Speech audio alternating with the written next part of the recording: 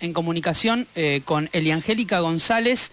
Eliangélica, Emiliano te saluda y todo el equipo de Sin Fronteras desde Argentina. ¿Cómo estás? ¿Cómo estás, Emiliano?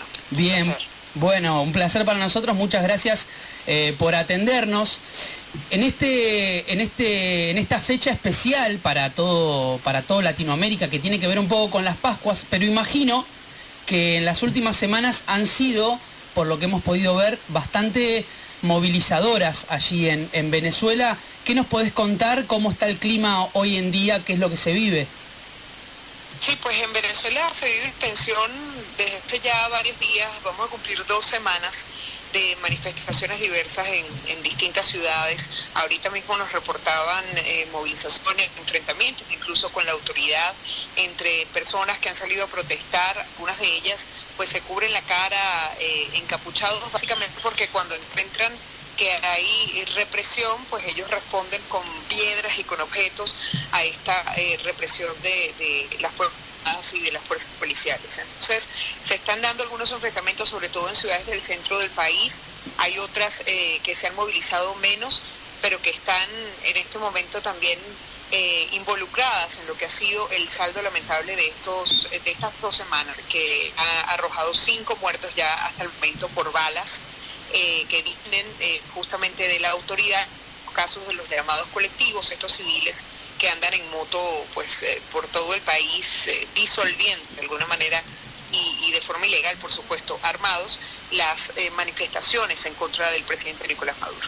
Y esto que nos contás, que realmente es algo tremendo. Yo tenía apuntado de 2 a 3 personas muertas, ahora vos me agregás que ya van 5, más los heridos, más los detenidos, más los presos políticos. ¿Crees que es una directiva excluyente del gobierno esto de ir e intentar disolver de la forma menos pacífica posible todas las marchas que ocurren allí en el país?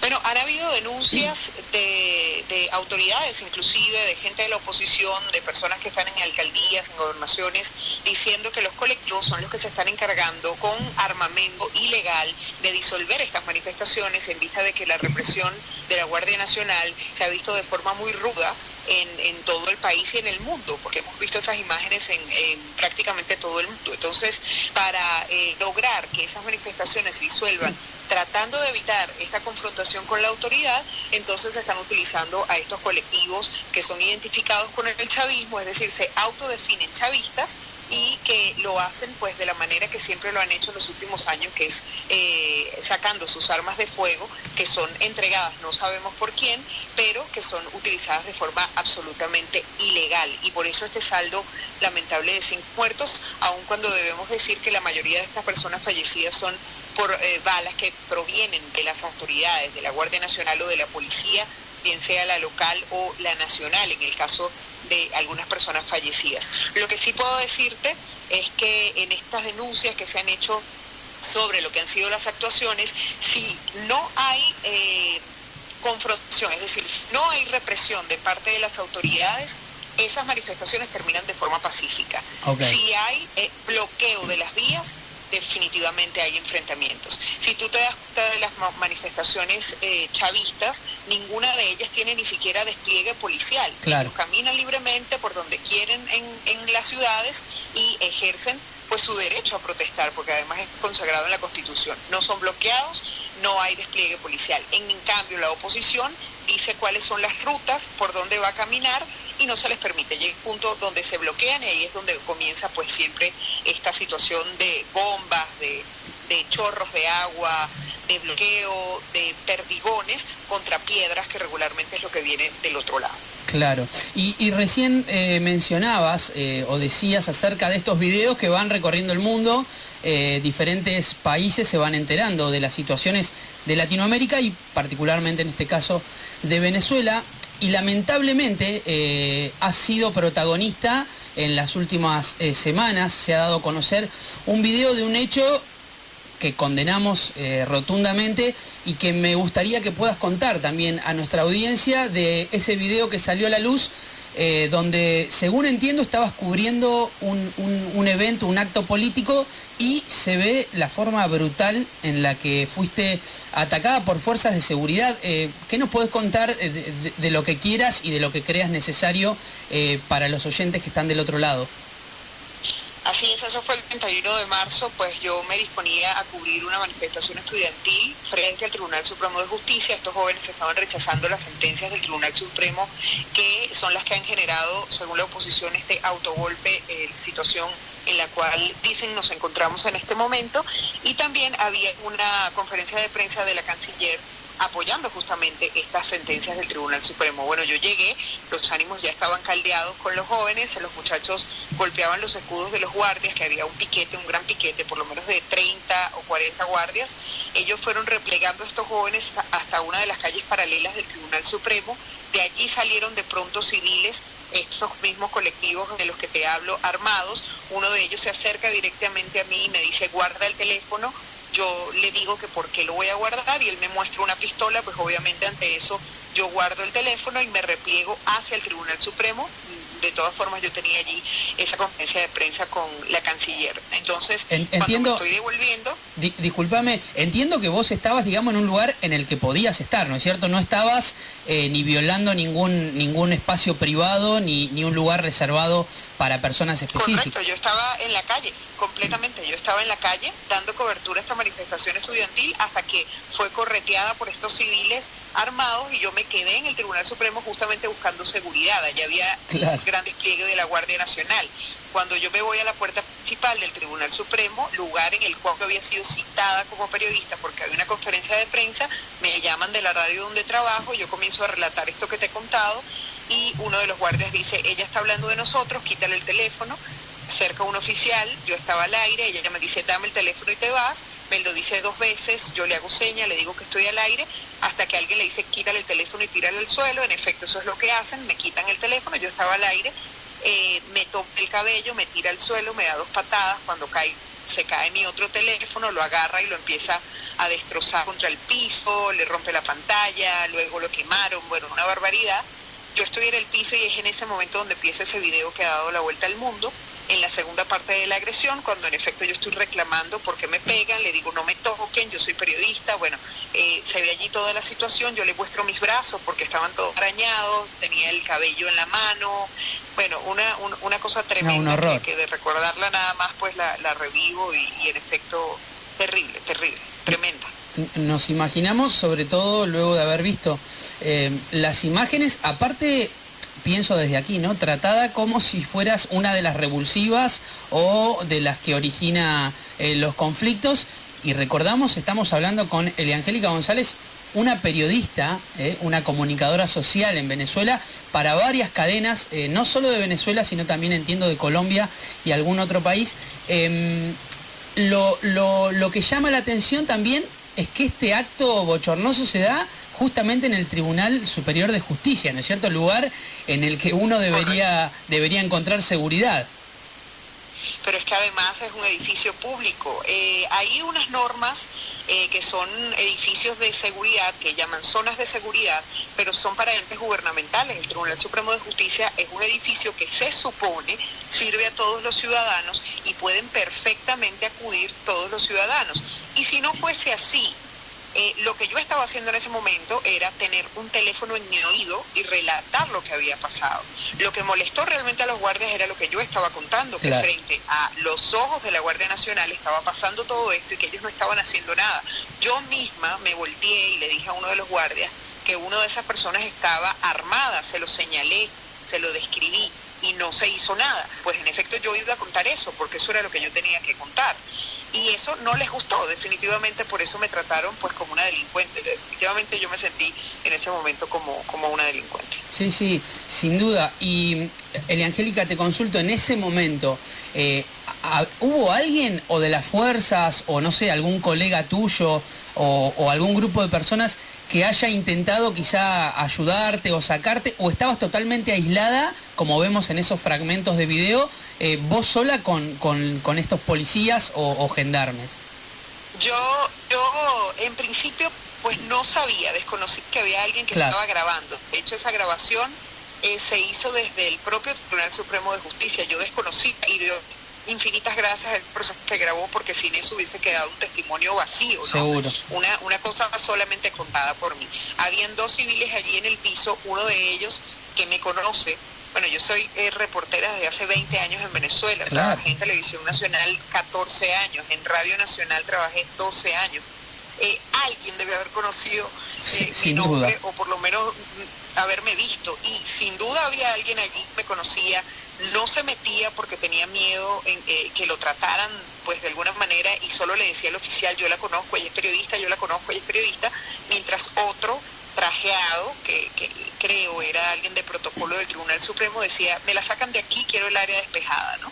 Claro. Era una situación de verdad muy confusa, y bueno, cuando me ponen para la parte enrejada, que es cuando termina el video, me dicen que estoy detenida, y yo les pregunto que por qué, que cuál es el delito, y ellos me dicen: bueno, porque a mí me da la gana. Esa fue la respuesta que recibí. O sea, cuando vos preguntás cuál es el delito por el que me detienen, la respuesta fue porque nos da la gana.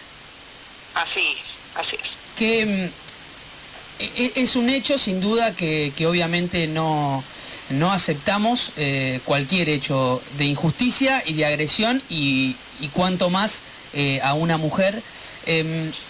¿Cuál es el valor o cuál es la democracia que existe hoy en Venezuela? Porque justamente al escuchar este relato, si algo vemos, ¿no? Si la respuesta es porque me da la gana, me hace pensar más en algún país con dictadores, o algún país donde la libertad está condicionada. ¿Cómo está hoy en día la libertad en Venezuela para ustedes, que son comunicadores, que deberían trabajar libremente, y para el venezolano común y corriente?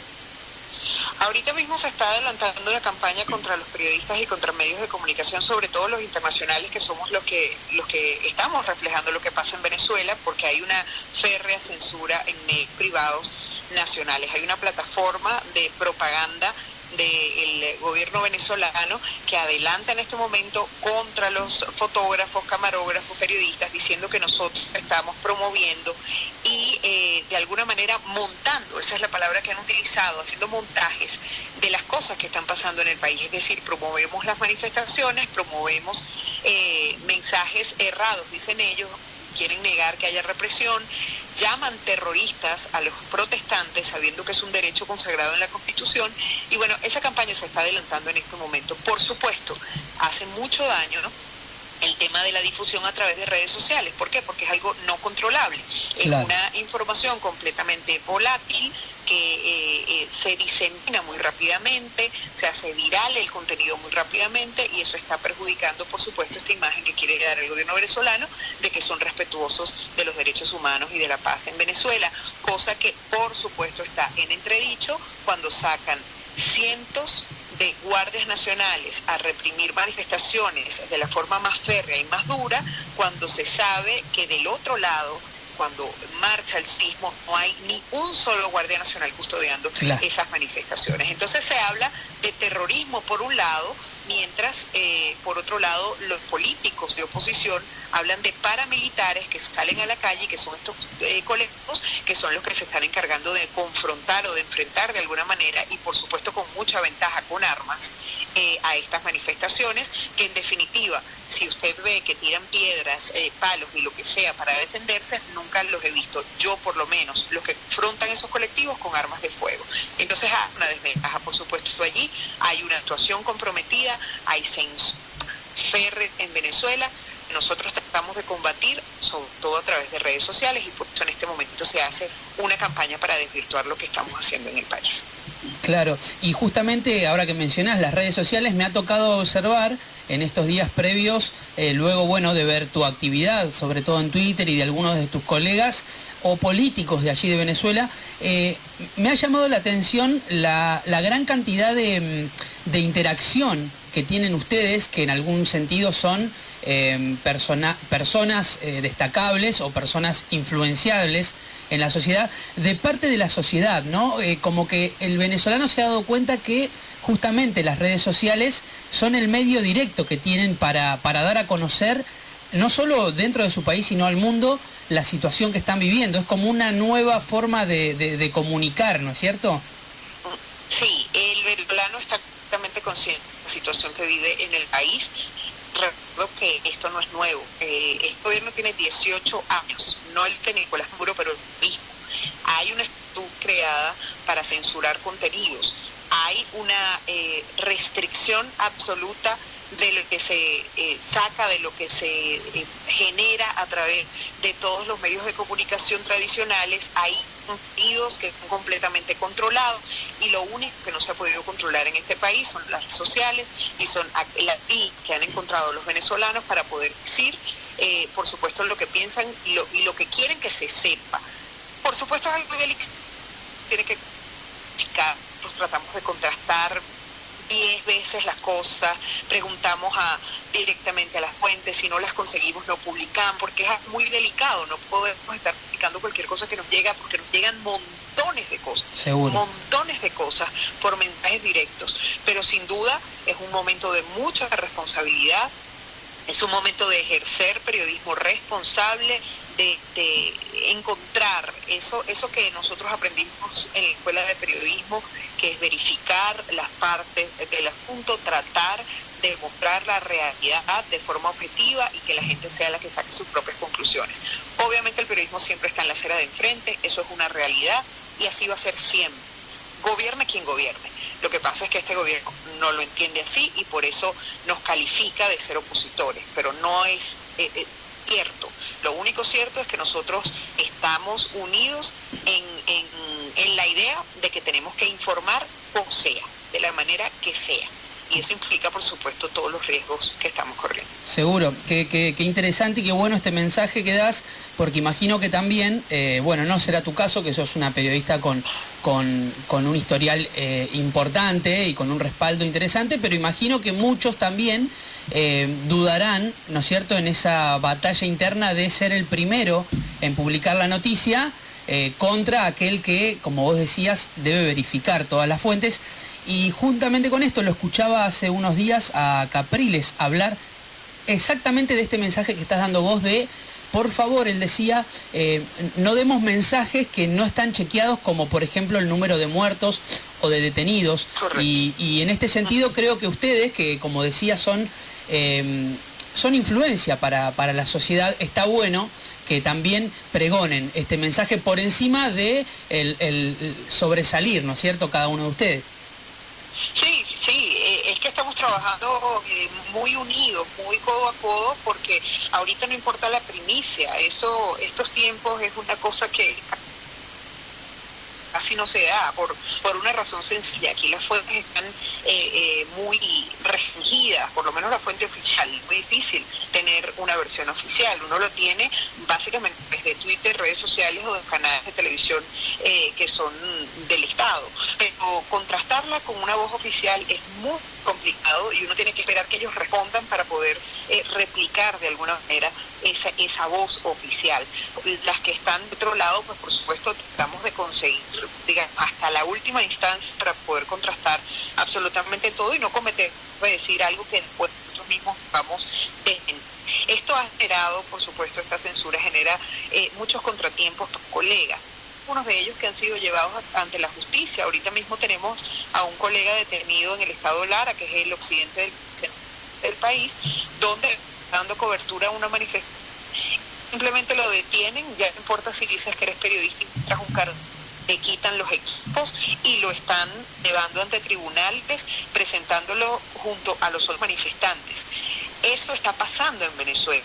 Muchos de nuestros colegas que trabajan en medios nacionales, que son censurados, pues ellos han decidido a veces no inmiscuirse, no meterse, pero nos hacen llegar información, porque ellos también están conscientes de que hay que decir las cosas, que ellos no la pueden decir porque implicaría a veces hasta perder su empleo. Y pues obviamente la gente vive del aire, la gente vive de lo que trabaja y eso es una realidad. Pero sin duda hay un sentido de la responsabilidad de decir lo que ocurre como ocurre, no edulcorado, no magnificado y no minimizado. Decir lo que ocurre, que eso es muy importante porque una sociedad desinformada se encuentra con muchas consecuencias pueden incluso poner en riesgo su propia vida. Por ejemplo, salir a la calle y no saber que hay una manifestación, encontrártela de pronto y quedar en el medio de policías y de manifestantes. Eso es sumamente peligroso. Por eso es tan importante informar y estar en sí de lo que está pasando. Sin duda. Hablamos con Eliangélica González, periodista allí en Venezuela, con un gran sentido de la ubicación y del momento que está viviendo el país venezolano. Eliangélica, agradecerte por este contacto, por este testimonio. Y antes de terminar la entrevista, quería que nos cuentes, o al menos nos des tu opinión, de cómo crees que seguirán las próximas semanas en Venezuela. ¿Cómo crees que si esto se dilatará mucho tiempo más o es inminente una elección acelerada y una voz popular que demuestre lo que el pueblo quiere?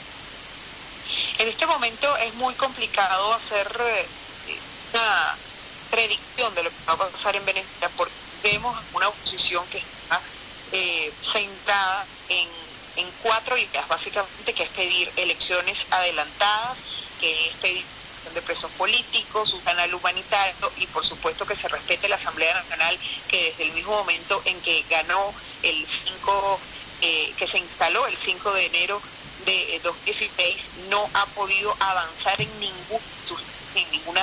ninguna de sus acciones, básicamente porque ha sido bloqueada a través del Tribunal Supremo de Justicia con diferentes sentencias, que más de 50 de hecho, en contra de la gestión de la Asamblea Nacional. Esas son las peticiones de la oposición, que tiene la experiencia de que por haber cedido en algún momento para sentarse en esta mesa de diálogo con el gobierno, perdió terreno con la gente, que calificó eso como una forma de cederlo todo sin nada a cambio, y el efecto fue así porque no hubo cumplimiento de ninguno de los acuerdos los que se llegaron en esa mesa de diálogo. Por tanto, en este momento la oposición está concentrada en que si no se consiguen esas peticiones, pues básicamente ellos van a seguir avanzando en la misma situación, que es mantener a la gente en la calle protestando hasta que se den esos acuerdos que ellos están requiriendo. Bueno, estas personas son terroristas, por tanto es muy difícil saber cómo va a terminar esto, quién es el que va a terminar cediendo y si va a haber de alguna de las partes un punto de quiebre de lo que ha sido su posición hasta ahora. Eso está por verse, por supuesto, y vamos a darle toda la cobertura posible para que los venezolanos primeramente y el mundo se enteren de lo que va a pasar en el país. Bien, Eliangélica, muchísimas gracias por atendernos a esta hora, también por comunicarnos, y bueno, seguiremos desde aquí, desde Argentina, desde este programa Sin Fronteras, viendo y observando qué es lo que pasa con ustedes, con nuestros